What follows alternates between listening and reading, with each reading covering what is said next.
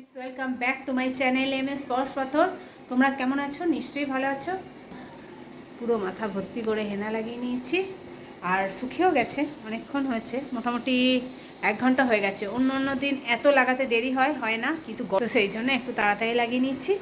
আর আজকে সারাদিন সঙ্গে থাকো, দেখতে থাকো প্লিজ। তো ফ্রেন্ডস, জলখাবার রেডি। মুড়ি আর মুসুর সেদ্ধ, আর আমার শুধু মুসুর সেদ্ধ, 3 রসগোল্লা। মেয়ের ছিল আগের দিনকার মাশরুম আর রুটি। ও যেহেতু মুড়ি খায় না, তাই ওর এই ব্যবস্থা। আর সোজা চলে এলাম রান্নাঘরে। এতগুলো পেঁয়াজ কষা থেকে নিশ্চয়ই বুঝতে পারছেন কি রান্না হতে চলেছে। ঠিক ধরেছেন, চিকেন। আর আজকে যে বরের রেস্ট, তাই চিকেন রান্না হচ্ছে। আর এই যে রসুনগুলো বেড়ে গেছে, না বেড়ে গেছে সেটা ঠিক বলবো না। অ্যাকচুয়ালি এগুলোকে আমি বেশি করেই ছাড়িয়ে রাখি, কারণ রসুনটা ছাড়িয়ে রাখলে পেঁয়াজটা কুচিয়ে রান্না করতে বেশিক্ষণ সময় লাগে না। তবে যেদিন ছাড়াই বেশি করে ছাড়াই। আর পটল আলু তরকারিটা একটু কালকে কাড়ে রেখে মানে বেড়ে গেছিলো, তো আজকে একটু নিয়ে নেবো ভাতে। আর এই যে বাঙালিরা চিকেনে আলু খাবে।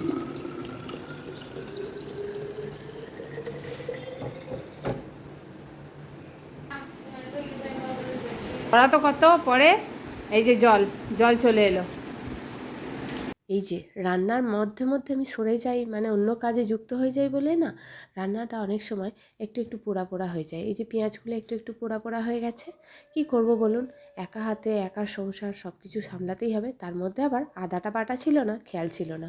মশলা চাপিয়ে দিয়েছি, তারপরে মনে পড়েছি মা আদা বাটা নেই। সেটা আবার বন্ধ করে দিয়ে, কড়াইটা বন্ধ করে দিয়ে আবার আদাটা বেটে দিলাম। জ্বালা কি কম! ওহ, কত ধার দিয়ে যাই তার ঠিক নেই। চলুন আবার রান্নাটা শুরু করলাম। মাঝখানে বন্ধ করে দিতে হয়েছিল, কি করব বলুন? মনে থাকে না যে। আর টমেটো দিলাম না, টমেটো সস দিলাম।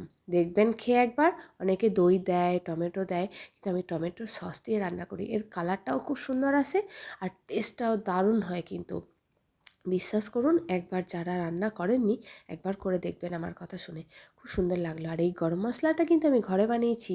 আপনারা ঘরে বানানো জিনিস সবসময় ভালো হয়। এটা হচ্ছে এলাচ, লং, দারচিনি, তেজপাতা এই দিয়ে একটা বানিয়েছিলাম, খুব সুন্দর হয়। কিন্তু অবশ্যই ট্রাই করবেন। চিকেনটা ততক্ষণ ধিমে আছে হোক, আর একটা কাজ সেরে নিই। এই যে ওডোনিলটা চেঞ্জ করে নিই। এটা না 15 দিন অন্তর অন্তর চেঞ্জ করতে হয়। আর এর ফ্লেভারটা কিন্তু দারুণ সুন্দর। গন্ধটা কিন্তু দারুণ, বিশ্বাস করুন। চলুন লাগিয়ে নেওয়া যাক। এটা না ওরা বলে যে 1 মাস অবধি চলে, এটা মোটেও 1 মাস অবধি চলে না, বিশ্বাস করুন। এটা 15 দিন অবধি ঠিকঠাক গন্ধটা থাকে। আপনারা যারা 1 মাস ভাবে ইউজ করবেন না, একদম করবেন না, কারণ একদম গন্ধটা থাকে না। প্রথম কদিন তো বেশ স্ট্রং গন্ধটা থাকে, বেশ ভালো লাগে, মনে হয় বাথরুমে কিছুক্ষণ থাকি। না একটু মজা করছিলাম।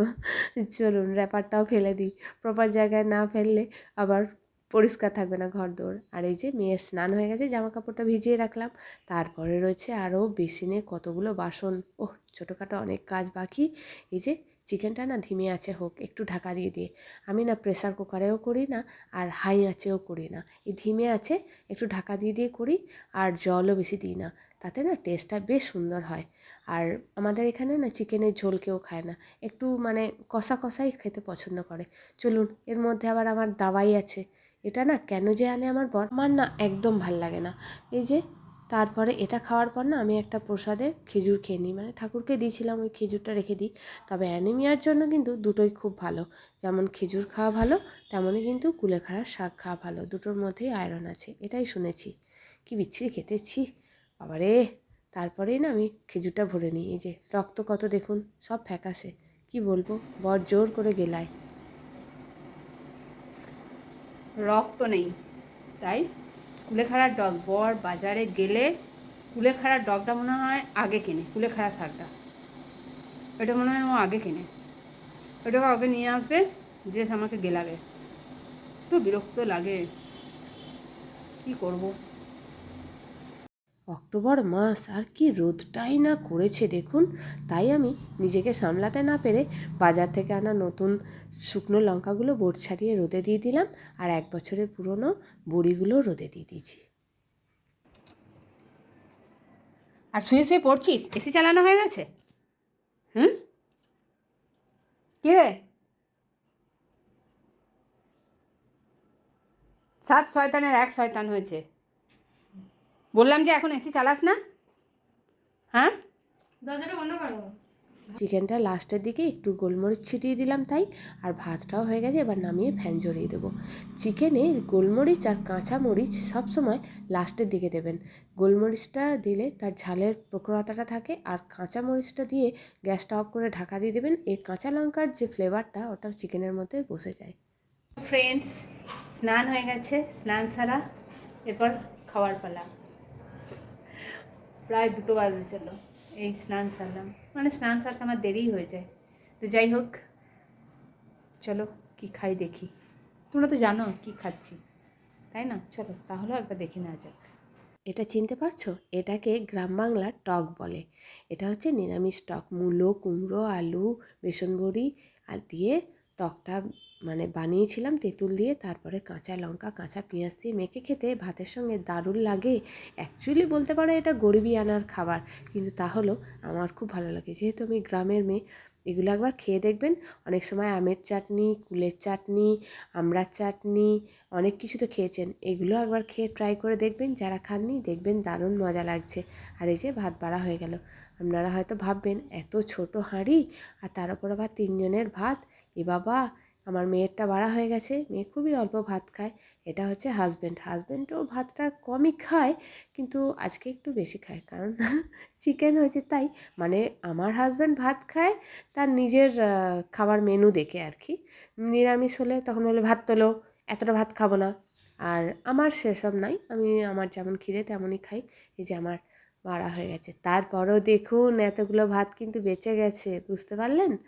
ওহো, দেখছেন আমরা কত খাই, মানে প্রচুর খাই সত্যি। আর এই যে চিকেনটা তৈরি হয়ে গেছে। আর চিকেনে বাঙালি আলু দেবে না মাংসে, এটা হতেই পারে না। বাঙালির এক পিস হলেও আলু চাই, তাতে চিকেন কষাই হোক আর যাই হোক। এই রকম কষা কষাই কিন্তু আমাদের বাড়িতে খাওয়া হয়। চিকেনের ঝোল কেউ পছন্দ করে না, মানে বলবে একদম বাজে, কাঁচা কলার ঝোল করেছো, খাবো না, এরকমই। আর ও বাবা, এরপর আবার বরচাটি ভাত তুলে দিল, মানে উনি খেলেন না, তারপরেও বেঁচে গেল। এই যে পটল আলুর তরকারি, চিকেন, আর কিচ্ছু করিনি, একটু ডাল ছিল আগের দিনকার, আর টক। চলুন একদম সোজা চলে এলাম চা বানাতে। মধ্যেখানে কিন্তু আর একবারও আপনাদের সঙ্গে দেখা করিনি, তাই না?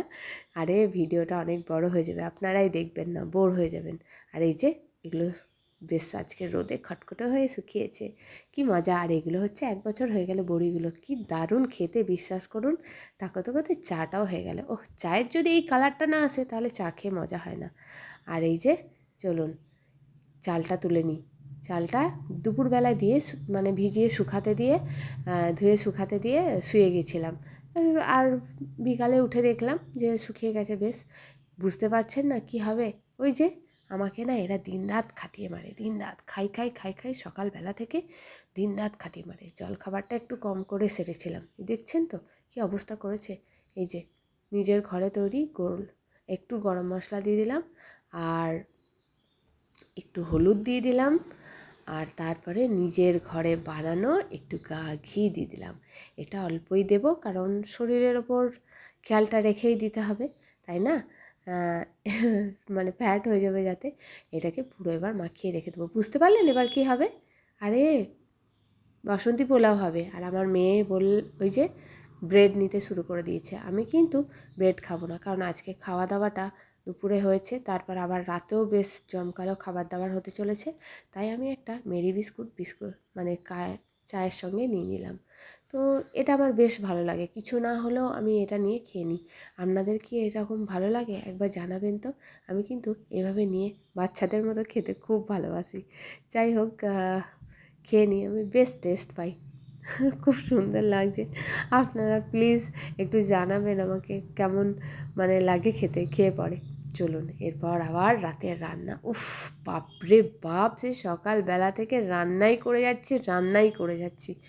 ওহ, এরা আমাকে এত খাটিয়ে মারে, বাপরে বাপ। করোনার সময় তো আরও অবস্থা খারাপ ছিল। এই যে এবার বাসন্তী পোলাওটা চাপিয়ে দিলাম, দেখি কোথায় শেষ হয়। চিকেনটা না বানানোই আছে, আর আমি কিছু বানাবো না। এই বাসন্তী পোলাওটা বানিয়ে এবার সকাল সকাল বানিয়ে আমি একটু রেস্ট নেবো। বাপরে, রেস্টই হয়নি, খাটি খাবার দাবার খেলাম, ঘুমালাম, আবার উঠে আবার খাবার দাবার, চা করো রে, এ করো রে, সে করো রে, বাপরে বাপ, অবস্থা খারাপ।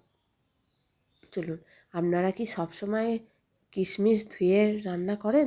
অবশ্যই না করলে করবেন, কারণ কিশমিশটা ধুয়ে রান্না করতে হয়। কাজুটা ধুতে পারি না, তবে কাজুটা ফ্রেশই থাকে, তবে একটু মুছে নিলেও ভালো হয়। আমি একটু ফ্রেশ ন্যাকড়ায় মুছে নিই কাজুটা। আর এই যে পাশে জলটা গরম করতে দিয়েছি, অবশ্যই বাসন্তী পোলাওয়ে গরম জলই দিতে হয়, ঠান্ডা জল আমি জীবনেও দিই না, ফ্রায়েড রাইস বলুন আর বাসন্তী পোলাওয়ে বলুন। চলুন, এই যে হয়ে গেল। এরপর কিশমিশগুলো একটু ভিজতে দিয়েছিলাম, ভেজার পর নোংরাটা দেখবেন কত নোংরা থাকে, প্রচণ্ড। আর খেজুরেও অবশ্যই ধুয়ে ব্যবহার করবেন, খেজুরেও প্রচণ্ড নোংরা থাকে। আর খেজুর যেভাবে হয়, বাপরে, অবশ্যই আপনারা খেজুর কিশমিশ মানে করবেন। আর দেখুন কত নোংরা বেরিয়েছে জলটা। আর একটু চিনি দিয়ে দিলাম, বেশি চিনি দেব না, কেন বলুন তো, কারণ বেশি চিনি না খাওয়াই ভালো। আর তাছাড়া অত বেশি মিষ্টি পছন্দ করেও না আমার হাজব্যান্ড, মেয়ে খুব পছন্দ করে। যাই হোক, এটা পুরো জলটা মরে গেল, এরপর এটাকে ঢাকা দিয়ে দেবো, তাহলেই হয়ে যাবে। ব্যাস, বাপরে বাপ, এতক্ষণে বাঁচলাম না। বাঁচবো আবার কোথায়, আবার এসে খেতে দেওয়া, এ করা সে করা। দেখুন বেশ কিন্তু ঝুড়ো ঝুড়োই হয়েছে, খারাপ হয়নি কিন্তু।